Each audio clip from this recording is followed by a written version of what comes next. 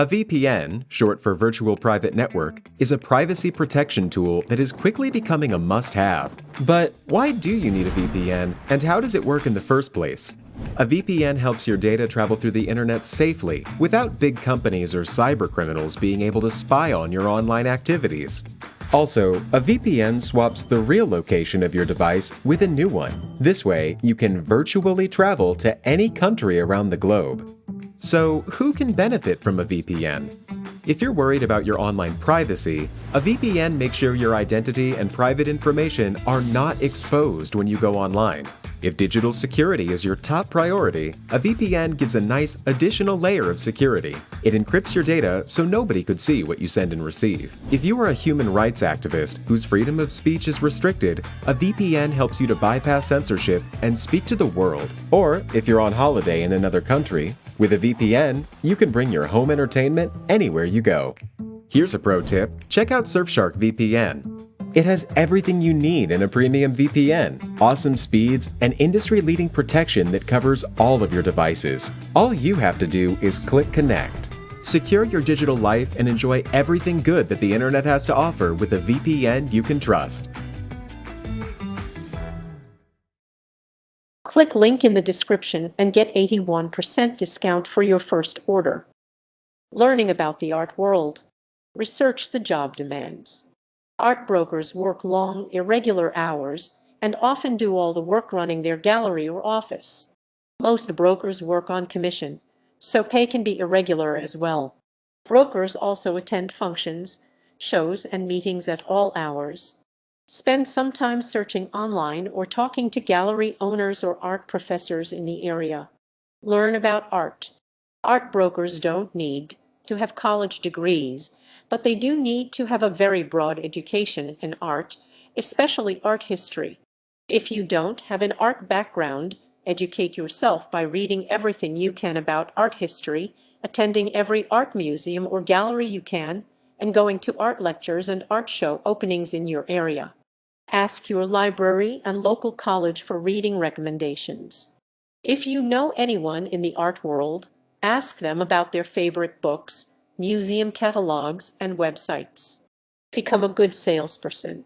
A good art broker is also a good salesperson. They need to convince the owner of a work of art that it should be sold, that they are the best broker to sell their work, and that they deserve their full commission. They then need to persuade someone else that the artwork is the perfect piece for them. Sales is an essential skill, and many art brokers have backgrounds in business and marketing. Apply for sales positions at local stores and companies to get some practice. If you don't have a sales background, research sales pitches online and practice them on your friends and family. Choose a specialization. Every art broker has a specialty. Choose a genre, artist, location, or time period in art history, and make that the focus of your business. Most of the art you broker will fall into your specialization. Choose a specialty that you love rather than a lucrative specialty. Trends in the art world can be unpredictable, and you will have to be very enthusiastic about the art you're selling. If you hate Japanese woodcuts, you won't enjoy selling them. You should also choose a specialty that will let you support a business in your area. If you live in a big art city like New York, you can pick something very obscure, like 15th century Russian icons. If you live in a smaller town far away from a major arts center, you can choose something much broader, like modern American art.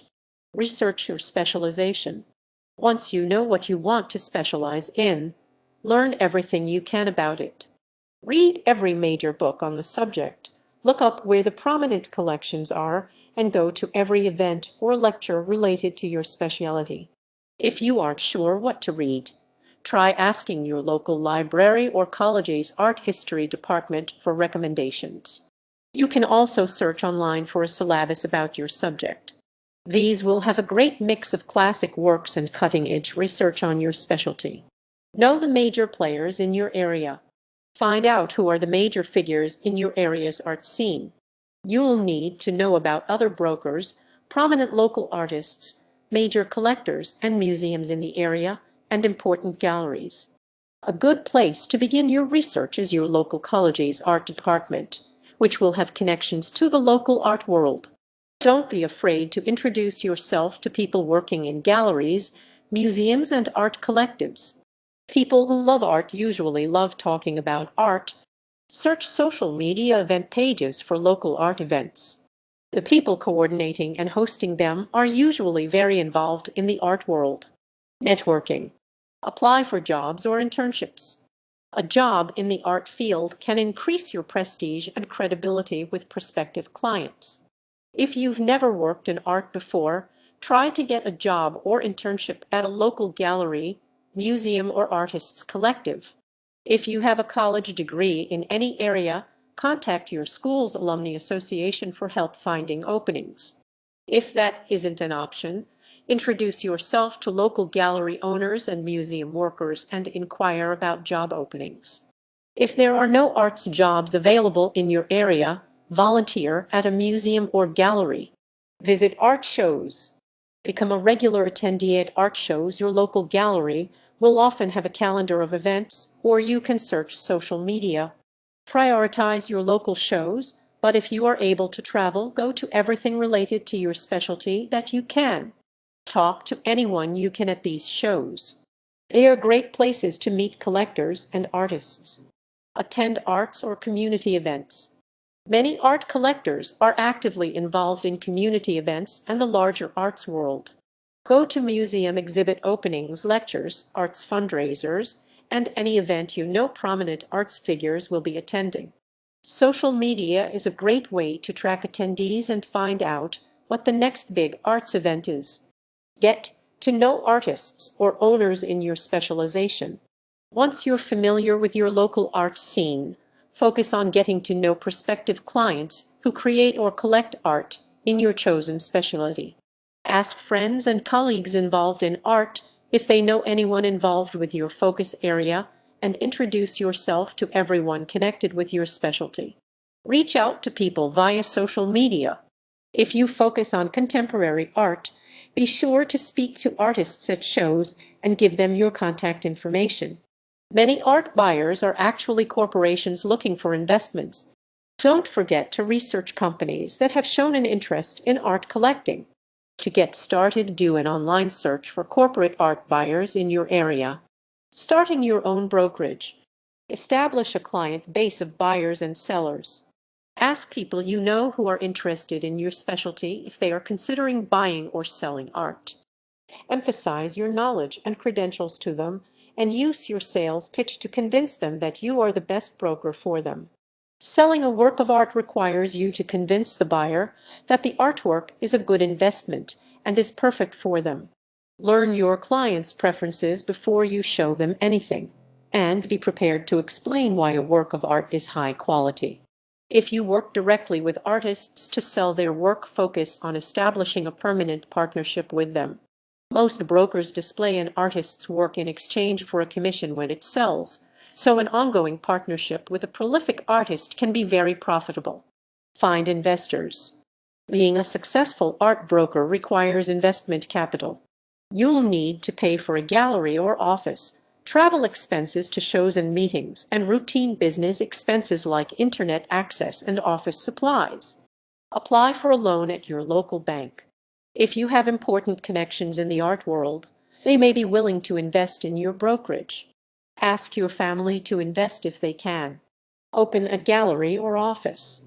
You'll need a place to conduct business. Most art brokers operate out of their own galleries, which allows clients to see available art. You can even get walk-in clients using the gallery model. Other brokers operate out of offices, especially if they specialize in selling art to corporate clients.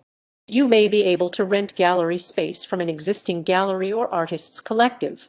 If there is an arts district in your town, try to establish your gallery there. Choose a location that allows for lots of foot traffic. Many buyers aren't necessarily collectors, but local people who simply saw something they liked. Good locations include downtown streets, boardwalks, and town centers. Be sure to submit all plans to your investors before signing a lease or buying a property. Consider purchasing art to sell. Many brokers buy art directly from artists or other collectors and then sell it elsewhere for a profit.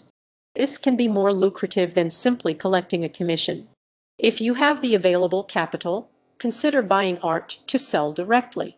Buying directly from an artist or collector rather than another broker will increase your profit margins. Be sure to buy art in your specialty. You may make a poor investment if your first art purchase is in a genre you are less familiar with, familiar with, familiar with, familiar with, familiar with, familiar with.